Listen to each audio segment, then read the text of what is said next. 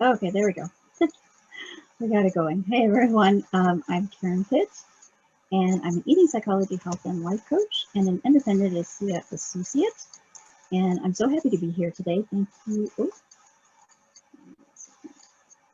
it's not supposed to show up there. And I'm happy to be here. Thank you again for inviting me to speak with you today. So I basically help both men and women improve their relationship with food. And I always find it a little difficult to get started with that because a lot of people ask me, well, what is an eating psychology health coach? And so what I do is with helping them with improving their relationship with food, they're able to address some of their weight concerns or to change their experience with some of the most common eating challenges of our time. So that's like dealing with cravings, binge eating, overeating, or emotional eating. And I do it using simple tools that can fit into their daily lifestyle. So today we're going to be talking about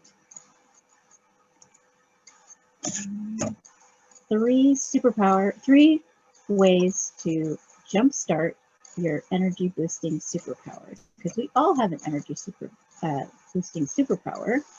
We just need to activate it. Sorry for all the words here.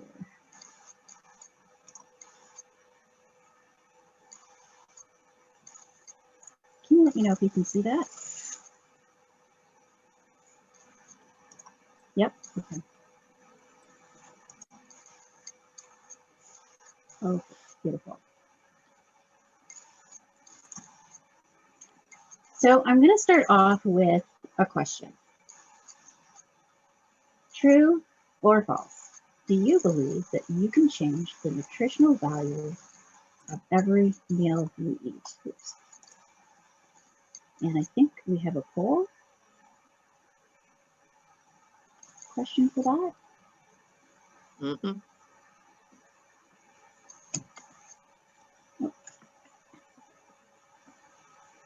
The poll is launched. It has both the energy and the nutritional value in the same poll. Oh.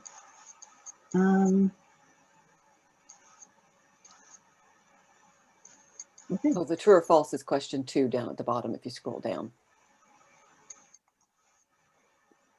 Ah, there you go. Okay. Just going to give it another couple seconds there so everyone has a chance. Yep, 3 more people. We have 4 of 7 have responded, 5 of 7, 6 of 7. To answer the question because I'm like a moderator, but I'm at 9. Oh, okay, cool. So we have 1 more, but I'll end the poll now. Okay. And here are the results. Here are the results. Okay. So we've got 83% believing that you can change the nutritional value of every meal you eat. And we have, in terms of energy level, we have a 7, we have a 6, we have a 4.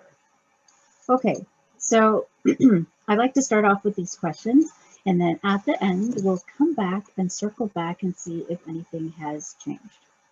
But before we get started, I'm kind of curious, does anyone have an idea of what they think the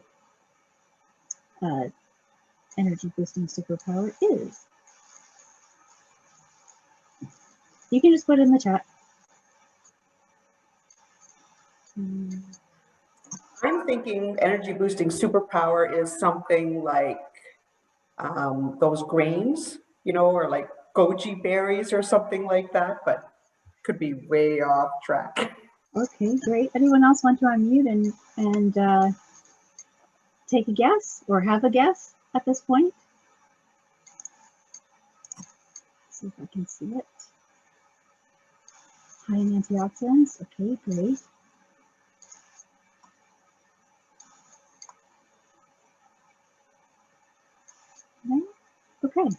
right, so, oh, protein, another guess. Thank you very much. Okay, so I'm not going to reveal it just yet. Write down your guess, or just remember what your guess is for now, and I'll ask you this again as we go through. And I'm hoping that by the end it will reveal itself, but if not, I will reveal it at the end.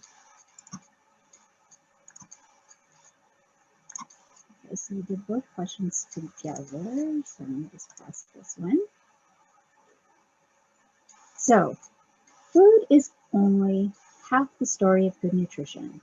The other half is who we are as eaters. So this is one of the main premises behind eating psychology coaching, or it kind of sums up the whole approach. So it takes tools from dynamic eating psychology and mind-body nutrition. And the concept behind it is that food affects our life just as our life affects our food. So I like to say how you do food is how you do life. So for instance, do we have any fast eaters in here? Show of hands, yes, couple. Thank you. Yeah. It's pretty common actually to eat fast, where we kind of get used to having to eat fast, or sometimes food becomes part of our to-do list instead of something that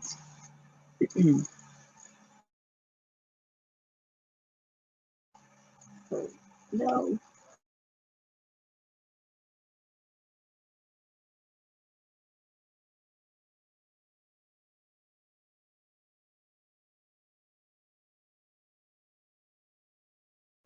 I do believe we have lost Karen. Hopefully she'll be back momentarily. She went to get some food. Yeah. So how's everyone's day going? Lost too. What did everybody make for lunch? Technology issues. Oh, look at that. Very, very good, Charlotte. I wanted to make sure I ate my lunch before, just in case Karen was like, so what are you eating for lunch? And then I didn't want it to be the wrong things. But just the fact that I was coming here today made me think more consciously of what was I having for lunch. It's true, absolutely. Ooh, Oh, Joe's having yogurt. Joe's having yogurt. Good. Allison and Lisa are having lunch. I'd be curious to see what they're having today. I'm having quinoa and cauliflower and sweet potato. That sounds Wow. delicious. I'm coming over. Yeah, I know, eh? It's good. I had very Pancakes little and salt in my pickles and lunch. fruit. There's a little salt in your lunch. What about Allison? What are you having? She put in pancakes and pickles and fruit in the chat. Oh, Now the wow. All pancakes together? and fruit I get, the pickles I don't get. That's Not with awesome. pancakes. I'm cheating because I have no leftovers from last night. So I'm vegan, gluten-free. And last night I made my favorite tofu scrambled eggs with sauteed mushrooms and spinach in it, and chow, vegan cheese, which is my favorite. And so for lunch, I'm having one of those Amy's frozen, vegan, gluten-free chai things, which is good for portion control, because I have a tendency to not understand that. Don't we all? Oh, here's Karen. All right, Karen's back on. You're on. There you are. My apologies, everyone. I don't know what happened. We had a good conversation about what we're eating for lunch today while you were gone. So we kept the good conversation going. I'm glad you brought your lunch. I'm so sorry. I had a message come up and saying, I don't know, something about shutting down. And I was like, what? Sorry about that. That's really embarrassing. My apologies. Let me just get this going again here. So are we having some good lunches there? Karen, it's Jane here. And I said that knowing that I was coming to this, I made sure, like I ate before because I didn't want to have to admit to what I was eating in case it wasn't any good. But I know I thought more consciously about what I was eating and making sure it was healthy as far as I think it's healthy anyway. Okay. All right. I think Allison should get like the award for the most interesting food combination: pancakes, pickles, and fruit. Wow, sounds great. Something like my husband would make combinations like that. He'll have toast bread with jam on it. He'll put some salami on it, and maybe a couple of pickles too. It's on the taste buds. It's all in the taste buds. As long as you enjoy it, Yeah. makes all the difference. Okay. All right. So can you see my slides? Yes. Okay, perfect. All right, let's see if we can get this going here. So now we've got some energy, varying energy levels. So this is where we were. Food is only half the story of good nutrition. The other half is who we are as eaters. So what we eat is always going to be really important, because as we all know, as mature adults, you cannot eat, you know, junk food and candy all day, every day, and still end up feeling healthy and great all of the time. So that's always going to be important. And in this approach, it's actually 50% of the whole story. So the other half of the story is who we are as eaters. So what is that all about? And that actually encompasses everything else in terms of how we nourish ourselves. So that's going to be how fast, or, you know, are we a fast, medium, or slow eater? Who are we being when we eat? What kind of thoughts are we thinking? How are we actually eating? Are we standing? Are we sitting? Are we eating while we're driving in the car? All of that matters. So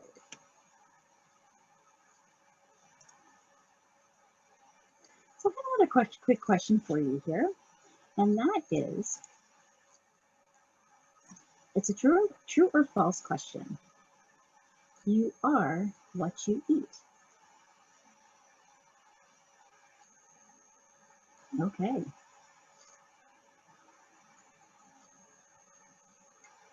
Word 7. Anyone else want to take a guess before we close it?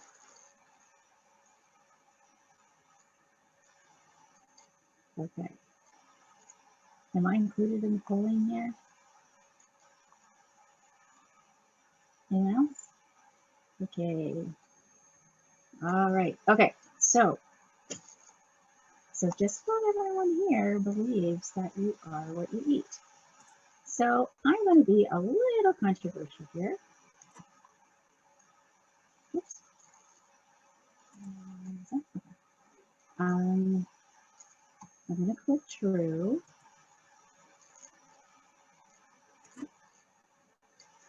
The answer actually is false, or at least let me explain why I say that it's false. So I want to propose that you are what you eat is not the correct answer here, but instead, you are not what you eat. You are what your body can absorb. Because through the digestion process, well, the purpose of the digestion process really is to break down our food into small enough pieces that it can be absorbed into the bloodstream, and from there it can feed our cells. The cells take it, convert it into energy, and then it can be used for anything that the body needs to do to keep you healthy and well, or to give you an energy boost, more energy in your day to do the things that you need to do. So this is why I'm suggesting that you are what your body can absorb. But as we go along, you can let me know what you think about that. So I know you didn't come here to listen to me talk about these little tips, or even to talk about myself. We want to jump into the free energy boosting tips. So the 3 tips that I will be sharing with you today are to breathe, to chew, and to ritualize. Now, I know that they sound pretty simple, and we kind of do them all the time, but how we do them can make a big difference, because how we eat can be just as, if not more important than what you eat. So let's dive right in. So the first tip is to breathe, just to breathe in and out. But you might be saying to yourself, but aren't we already breathing? Absolutely. We are breathing, although a lot of the times we are breathing from the neck or the chest up. So it's more shallow breathing. If we do more of a belly breath, what I like to call it, or what singers, some singers here, I know Lisa's a singer, they say it's from your diaphragm, right? So if you put your hands on your belly right now and you kind of breathe in, you should feel your belly pushing out, and you breathe out, it should go back in. So what's the big deal with breathing while you're eating? Well, when we breathe, it causes us to slow down. And when we slow down, we increase our calorie burning. So let's think about, if you think about a fire, right? If you add more oxygen or expose it to more oxygen, it burns higher, stronger, just builds faster. And the same concept applies with our digestion. So when we add oxygen to our meals by consciously breathing a little bit more, excuse me, we add the fuel to the fire, if you will, to burn calories faster. And as we digest better, it also gives us a bit of an energy boost. So that's kind of why that matters. This one is my favorite one, just because it works not just when we're eating. We can breathe in a little more consciously, deeper from the belly at any time, and no one needs to know that we're doing it. So another part of eating psychology coaching is dealing with stress physiology, or how stress factors into the whole equation. So our central nervous system really affects our digestion a lot. So anything that we can do to support our digestive system to digest better and more efficiently helps with our energy, because digestion is actually one of the functions of the body that uses a lot of our energy. So the central nervous system is one that affects our digestion quite a bit. And part of our central nervous system is something called the autonomic nervous system. And it's broken down into two parts that you can see here. So that is the sympathetic nervous system and the parasympathetic nervous system. So the sympathetic nervous system turns on our stress and turns off digestion. This is also known as the stress response. So we all familiar with the stress response? Have you heard about that before? That's your fight, flight, or freeze response. So if we think back to our hunter-gatherer past, we're told that the stress response was only designed to be available for approximately 3 to 5 minutes, because in that 3 to 5 minute time frame, it's expected that one of two things will happen, right? Either that thing that's chasing you, that lion, tiger, saber-toothed tiger, or bear that's chasing you, is either going to catch you and eat you and you die, or you get away and you're happy. The thing with today, though, with all of the stresses of today, the busyness, the technology, the social media, we get pretty distracted at times, and we don't really tune into our body's responses. And so we kind of are in the stress response. They call it a low-level chronic stress response. So we're constantly in that state of stress. And I'll tell you in just a second what actually happens when we go into that stress response and how it affects digestion. So the other half of the autonomic nervous system is the parasympathetic nervous system. And it's the exact opposite. So it turns on our digestion and it turns off our stress. But this is also known as the relaxation response. And this is actually the optimal state to digest, absorb, and assimilate the nutrients from our meal. So we want to try and be in the relaxation response as much as possible in general, but particularly when we're eating, because that will really improve our digestive response and boost our energy as well as our calorie burning power. So here are some effects of stress. Now, first of all, once we go into the stress response, there is an instant, immediate reaction. It happens instantly. What happens? So first of all, our digestion shuts down. And it could be shut down for several hours, depending on each person. It's a little bit different because it depends on age, lifestyle, stress levels, health, level of health, all of that affects it. So when your digestion shuts down, because remember, if something's chasing you, it's not that important to digest your lunch.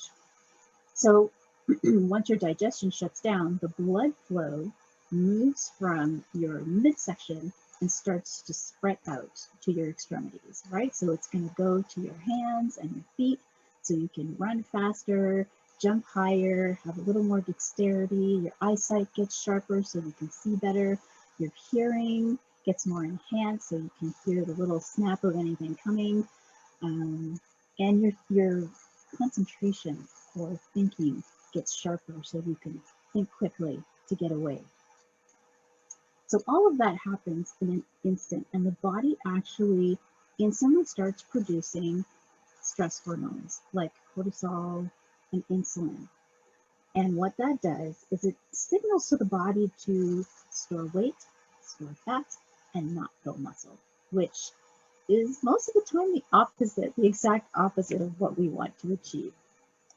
So here are some things in terms of stress and digestion. So you have a decreased blood flow to the gut, so it's 4 times less absorption, 20,000 times or 20,000-fold decrease in digestive enzyme activity in the gut. Decreased growth hormone and thyroid hormones are produced. The insulin and cortisol I mentioned. We have die-off of our healthy gut bacteria, and it does grow back. It takes a while to grow back, but once your healthy gut bacteria is gone, that's going to affect how well you're digesting the meal that you're having. There's also decreased stomach efficiency or decreased ability to burn calories, and we start excreting minerals and water-soluble vitamins. We also have increased inflammation and oxidative stress in the body that happens, and we have decreased oxygen uptake and impaired mitochondrial function. And mitochondria is something within each of our cells. It's like the powerhouse of our cells that kind of work really well in terms of for helping out our energy. The decreased oxygen uptake, though, I did want to make a mention, because we do a lot of shallow breathing normally, and if we do that long enough, our body actually loses the ability to use that oxygen effectively. So that's not something we want to do or have happen to us. So if you're not optimally digesting and assimilating a meal, you are literally excreting nutrition. And you can excrete vitamins and nutrients, and you'll have malabsorption of fat and protein. So you will not be absorbing those nutrients as efficiently. So as you can see, the stress response can really, or eating when we're in a stress response, can really affect how we digest our meal. So here's another thing about the stress response and the relaxation response. When the stress response is on, the relaxation response is off. And likewise, when the relaxation response is on, the stress response is off. They cannot be on at the same time. So you're either one or the other. Think of it like, I like to think of it like, if you look at your cassette player or CD player, your play pause button, it's the same button, right? So when you press play, everything's playing, but then the other part is off. And if you press it again, then it stops. Then you're into the other state, let's say, with the other state. One thing about being in the stress response too, because of those stress chemicals that kind of come into your body, it's like taking a drug. So if you take Tylenol for a headache, for example, they tell you should take them 4 hours apart. The reason being, it takes that 4 hours for the medicine in it that goes through your body to kind of slowly wear down and reduce itself. So it's the same thing with the stress chemicals that our own body produces when we go into the stress response. It needs time to taper off and come down. And if we're in this constant state of stress response, and I don't think I mentioned, if we think about today, we're not necessarily being chased by wildlife, but the stress can come from many different other things, right? It could be deadlines, it could be work, it could be having to stay at home in lockdown, homeschooling, all different types of things can be creating the stress response for us today. And I just wanted to give you a quick example that happened to me that was really eye-opening in terms of the length of time that the stress response can actually stay in your body. So I had an argument with a family member, really close person. It was a heated argument. Everything was fine, relaxed. I got back on track, relaxed. A couple of days later, I had an appointment. I was going to see a naturopath, and we were going to do something called a Zyto Test. And a Zyto Test is where you put your hand on this little device, and they kind of measure the impulses, electrical impulses in your body, and it gives a readout from your different organs to how well they were working efficiently and whatnot, and it gives you a readout. So it was a great morning. Got up, had my breakfast, didn't have to rush to my appointment. I was chatting with the other person, having a different type of, I think they were having a vitamin C IV or something like that, and we were chatting away. I went in for my results, and the doctor said, how's it going? How are you feeling? And, yeah, it seems great. And he kind of had this funny look on his face. So I'm like, why? What's going on? So he showed me the report. So the report, like the scale I showed you earlier, kind of goes from, it's like a green to red scale, right? So green being, yeah, everything's really great. And red being like, Houston, we have a problem. And my whole chart was almost off the charts red. So he's like, are you sure you're okay? I'm totally fine. I feel great. Today's been great. And so we're kind of puzzled. And then I was like, well, the only thing I can think of is, I had an argument with someone a few days ago. But that was like 3 or 4 days ago. And it was then that I kind of made the connection after. I was kind of stunned because he's like, the report here says I should be suggesting counseling. Do you want me to get a counselor for you? I'm like, I don't think I need a counselor. And we realized that, it was just that argument from a few days ago that still had effects in my system. So this was several days ago. So it really made me stop and think about, well, how important is it really to get upset at that person who cuts you off in traffic, or when you lose that sock, that missing sock that always goes missing in the laundry? Because if you think about the lasting effects, it can have really long lasting effects that we don't necessarily see. So the importance of kind of staying in a state of relaxation becomes even more important, not just when we eat, but also in our life. So I just wanted to share that story because as I was putting this presentation together, it reminded me of that experience that I had. So the action step for this tip to breathe is to take 10 deep breaths before, during, or after meals. And it could be 5 to 10. Now I just want to stop here and say, this is not a showy breath. This is not something where you're really breathing really deeply till someone turns around and says, is everything okay? No, no one's gonna know. It's just you breathing, and it's not even, I can't even say to you, it's going to feel this way. It's just you breathing a little more deeply than you normally do. And you already know how you breathe. It's breathing a little more deeply than you normally do. And the good thing about this too is, even if you forget to do this, you can do it at any time. You can do it during the meal. You can even do it after the meal and still get the benefits from doing this. One kind of tip to remember is, even as you're preparing, setting out your meal, you can just start taking a couple deeper breaths. For me, what I discovered is if I'm having a heavier sort of meat and potatoes type of meal, taking some deep breaths during my meal kind of helps me not to feel so bulky and full and that kind of a thing. So let's practice. So you have your meals right now with you. Some of you brought your lunches, and I hope you also brought a snack if you didn't have your lunch. So let's just practice taking a couple of deep breaths right now. So kind of have a look. We're going to start and just do a couple of deep breaths now.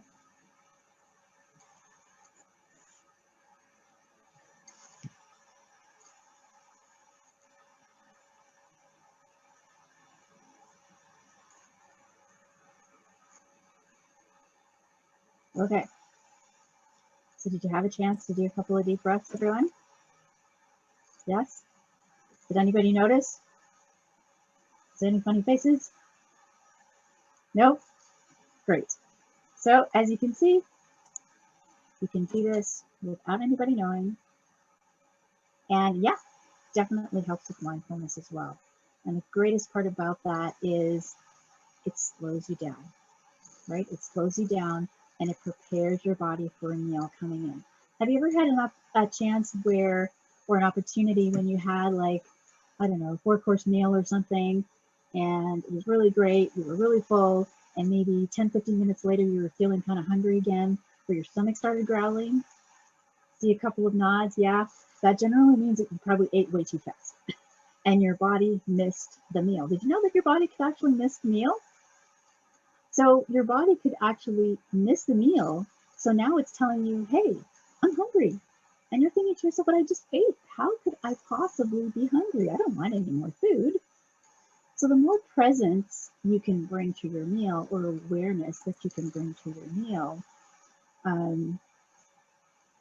helps you improve how effectively you digest your meal.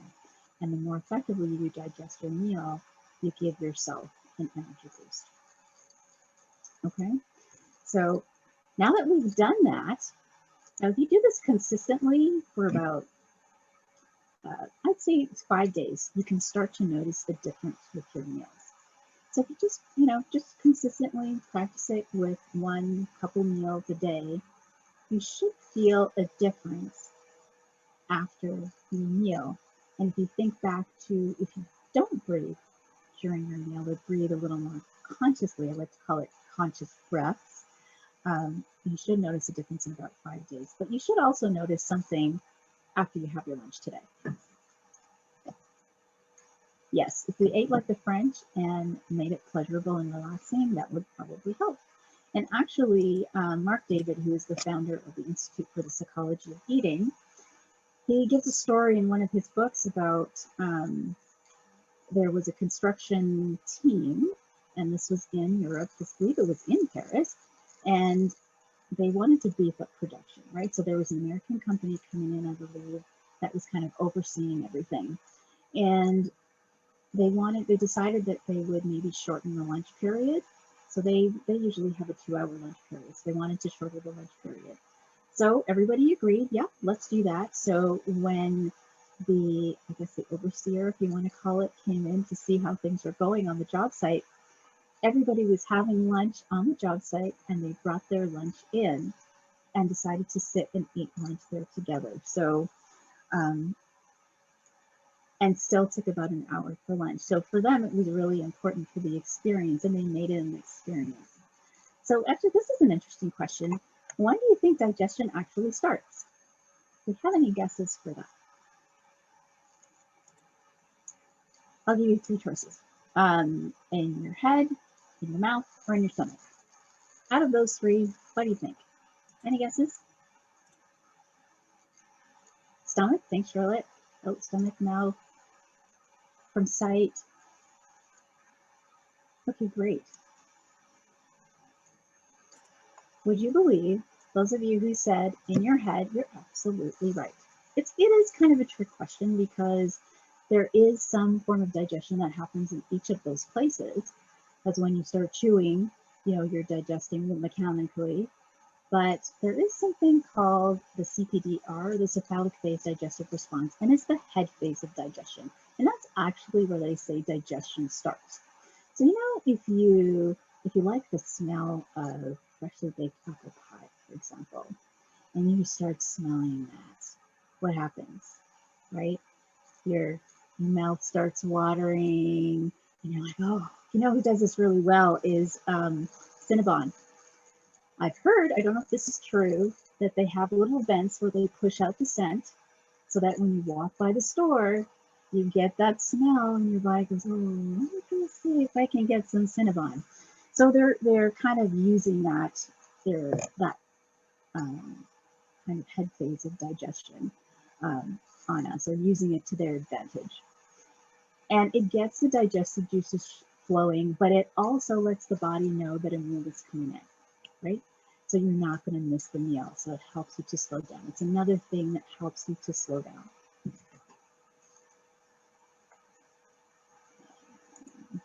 Okay, so it does actually start there. Okay, so that's number one.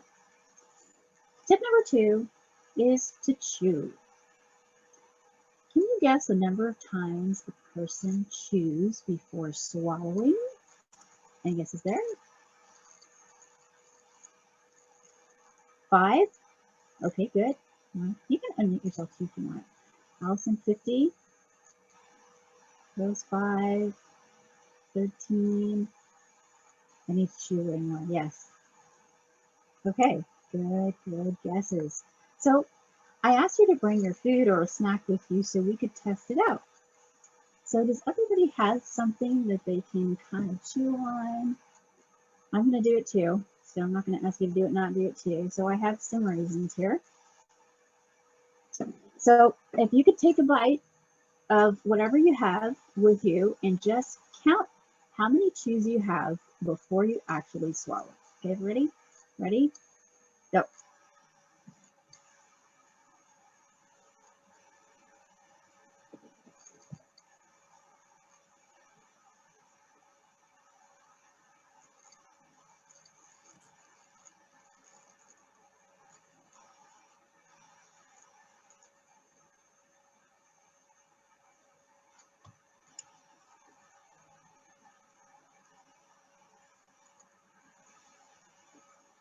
Okay.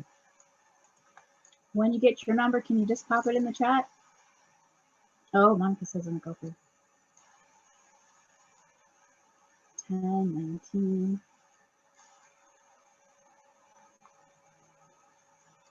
40, 50. Awesome. These are great. I don't know if I get everyone. Absolutely right, Jane. You're right. It does depend on what you eat. Let me just show you what the average is. The average is 3. So that is 1, 2, 3, swallow. Remember Cookie Monster, he was really noted for that, right? Sometimes I wonder if he even chewed at all. But yeah, so the average is 3. So if you think about if you're doing 3, yes, can make you feel hungry. If you're doing 3 chews and then swallow, imagine the size of the food or the portion size that you're swallowing. And what that means is your body has to work that much more to digest whatever it is that you just ate. So we have our alimentary canal or a digestive tract. It's about 30 feet long. So if you think about those telephone poles, we don't really use them so much anymore. It's about that long inside of our body, right? So when we eat and we start chewing, we have these glands that start secreting digestive enzymes, right? And our saliva as well has digestive enzymes. And it starts to digest, well, mainly proteins in the mouth, but it starts digesting your food. And as it goes through the digestive tract, we have these little muscles or muscle contractions called peristalsis. And it helps to move the food all along down through our digestive tract. So all of those muscles are working all the time. They're actually working right now in you and in me. So can you feel it?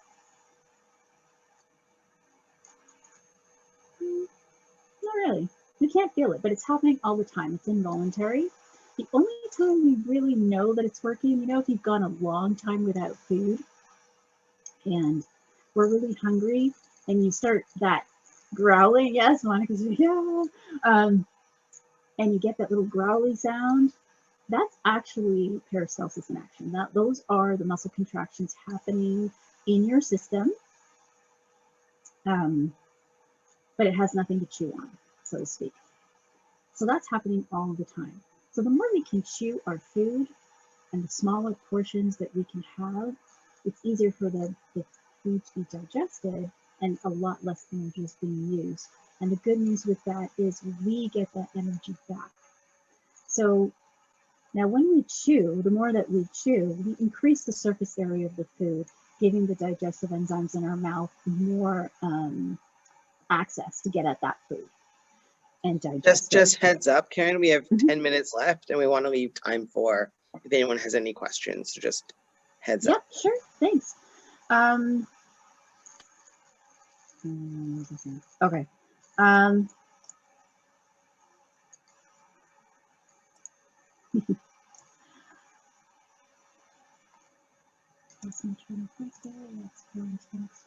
So the action step for chewing is actually to drink your solids and chew your liquids. And I don't know if you've heard that before. You know, Paul Bragg of the apple cider vinegar fame, he was known for, or noted for, saying this. And basically what it means to drink your solids is to make sure that you're chewing thoroughly enough that your food is more like a paste before you swallow. And chewing your liquids, I know I get a lot of raised eyebrows with that one, but basically this is for your thicker liquids, right? Your smoothies, your thick soups, your chowders, those type of things, is instead of just drinking or sucking it down, that means we go a bit faster, right? But if we chew, just have the chewing action. It doesn't even have to be like exaggerated chewing or anything like that. Just a little chewing action can get those digestive enzymes started in the mouth to start digesting. And the good news about this is, I find, and you can test it out too, is that you end up needing less food to feel satisfied. I tried this out with freshly squeezed once. Oh, yeah. Chewing your smoothies, yeah. And you can actually chew your protein shake, yeah, absolutely.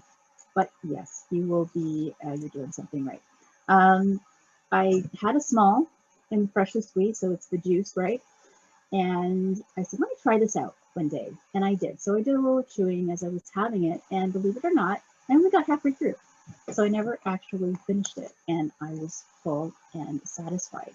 So that's the good thing about slowing down too, is that your body really gets more of an opportunity to digest what you're eating and don't need as much food. So it can eventually help with weight loss as well.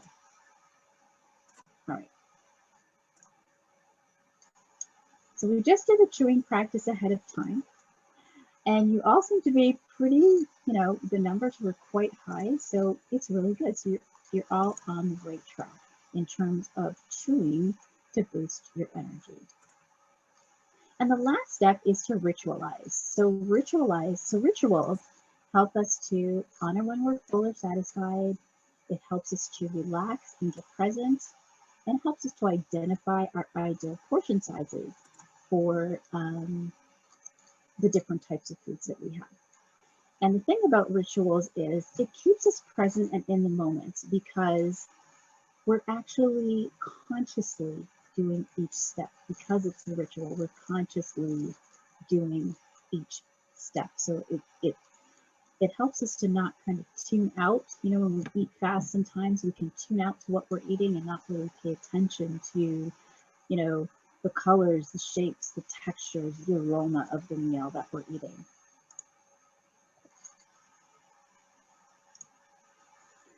So the action step here is to create an end of meal ritual.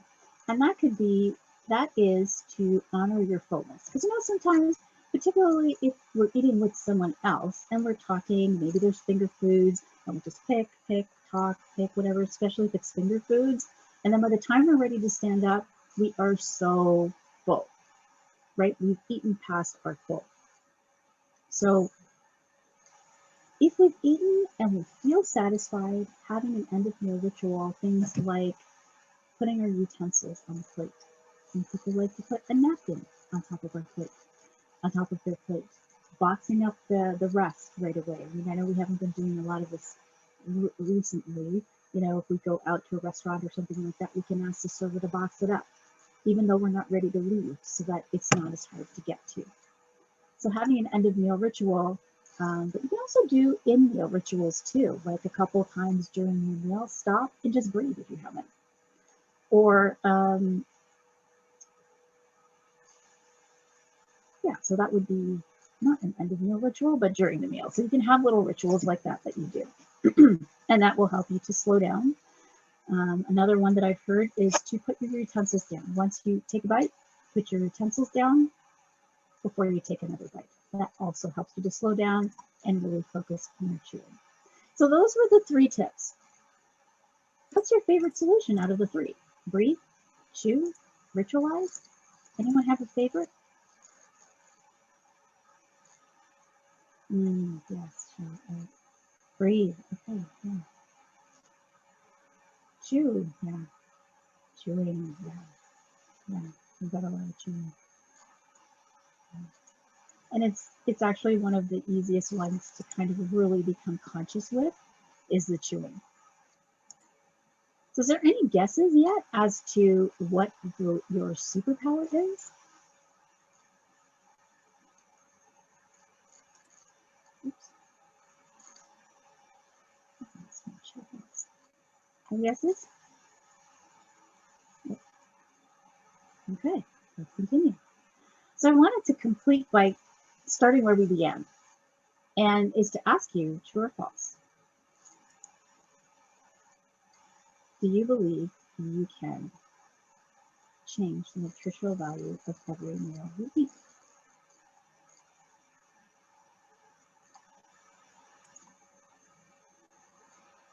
Oh, yeah, here we go. We've got it again. And also, what is your energy level now?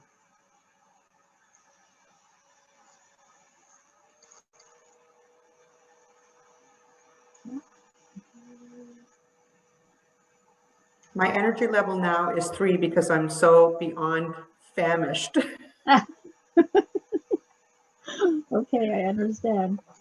So I guess But when I have lunch, though, I will. I was just going to say, now you present. have some tips to kind of boost your energy when you Charlotte's don't going to eat. look at me going, what is? So did everyone's change? Because I'm seeing it's a little bit higher than before. I know we have one person out of 5. We have coffee makers also have rituals. Yes, you're absolutely right. Exactly. So there's a ritual to to all of that. So at least if your energy level hasn't changed, I think we can end the poll. I think we've got almost everyone. Does anyone else want to last put their choices in? Okay, so I'm going to end the poll. So a little bit different, but the majority here is an 8, and we have a 9.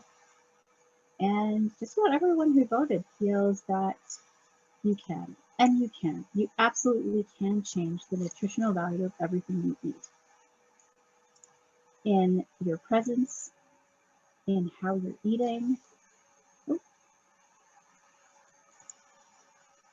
Oh, did I show the results? Yeah, we have a 5, an 8, 10. And yeah, so everyone here who voted. Okay. So let's continue and finish up here. So your superpower, your secret superpower is awareness. So the more awareness and presence that you can bring to your meal really helps to boost your energy. So your mindset can be set in many different ways, but you can control, you can pay attention to how you eat, how you breathe, make sure you honor your fullness and do an end of meal ritual. And all of those things together help you to slow down. It helps you to not eat past full. It also helps to boost your energy. And done over long term, it could even help to with a little bit of weight loss, but what it is doing is it's boosting your calorie burning power at the same time. Oops, sorry. So what now? We want to take the useful information that we got today and turn it into lasting transformation. How many people know what to do, but but don't always do it? Show of hands. Yeah, happens a lot, huh? That's because knowing isn't enough. It's not what motivates us into action. So the key ingredients to kind of stay on track with that is having the right system, the right support, and the right accountability. So I'm inviting you all to a complimentary Unleash More Energy in Your Day breakthrough session, where you'll discover which foods and lifestyle habits are sapping your energy and what to do about it, why you're stuck, and how to get unstuck, and an action plan to experience a total energy transformation. So invest 45 minutes of your time, and I guarantee you'll walk away with at least one major aha about how to break out of the rut and get into action. This time really can be different. Are you ready to increase your energy? And here you can see how you can get in touch with me. But if I believe you entered your email. If you just put, yes in the chat, we can send out an invite for you. We can send up the link so that you can book a time with me, and we can have a chat about your energy and see how to get you out of the rut if you are in a rut, or how to increase your energy. And that's awesome, Karen. Thank you very much. If you want to email me that information later, I'll send it out in an email to everyone. Did anyone have a quick question? Because I just wanted to, be cognizant of the time, because it's 1 o'clock, and if you have to jump off, that's fine.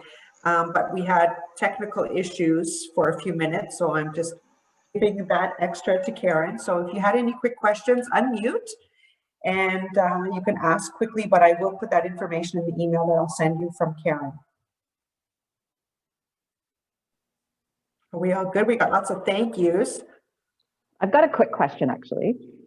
Karen, I've heard that you shouldn't drink while you are eating because it slows down your digestion. Is that true, or what's your advice on that, Karen? I've heard that too, and if you drink a lot of liquids while you're eating, it can dilute your hydrochloric acid or your stomach acid and slow down your digestion. Although it's a very individual thing. For each one, it's very different depending on how strong your digestive acids are and so on. So it really depends on what you notice, right? Mm-hmm. So if you are getting bloated, having cramping, that kind of thing after you eat, you may want to experiment with that, because some people drink before, some people drink after, and some people are okay drinking during their meal. And what I like to say to people is, if what you're doing is working for you, don't change it. But right, so it's another awareness thing. Yeah. Yeah, exactly. Yeah. So if there's an issue and you want to change it, then you can experiment with it. Thank you. You're welcome. I have a crazy quick question. Mm-hmm. I've heard, and from different sources, that if you're going to have something like a salad and you're going to have something that's been cooked, you should have the salad or the fresh raw foods first and not after the meal, because then somebody said it sits in your stomach and rots and ferments. I'm thinking, okay, everything goes in your stomach and gets broken down. But is that kind of like a myth that you can have a meal, let's say you're having pasta, which is cooked, and mushrooms and stuff, and then you're having a fresh salad with it? Does that cause any issues? Again, it's almost the same thing about paying attention to how your body is reacting. But what they're saying is not necessarily untrue, because salad and your raw foods, they will break down faster than your meats. So if you have like your meats and everything first, and then you have your salad, by the time your meats digest, then the salad has already kind of wilted, rotted, the nutrients that you would have gotten from it Lost no longer nutritional will get it. value. You've lost nutritional value, exactly. Yeah, so there's a whole other school of thought in terms of the order of the foods that you're eating. But again, it's something that can get kind of complicated. I try to eat salads before, but some people don't notice the difference. You kind of play around with it, but in general, yeah, you want to eat those lighter things. It's just like, you know, at a barbecue, sometimes everybody would eat, and then they would bring out the watermelon, and then some people would feel sick and not so good. It's usually because they still have that barbecue stuff sitting on there, and then watermelon is something that digests super fast. So then you kind of have that sort of rotting going on, and then you may get the gas and that sort of thing. So yeah, it's just something to kind of pay attention to see how your body is dealing with that. Okay, thank you. Mhm. All right, any other questions, anyone? Going once, going twice. All right, well, I wanted to say thank you very much, Karen, and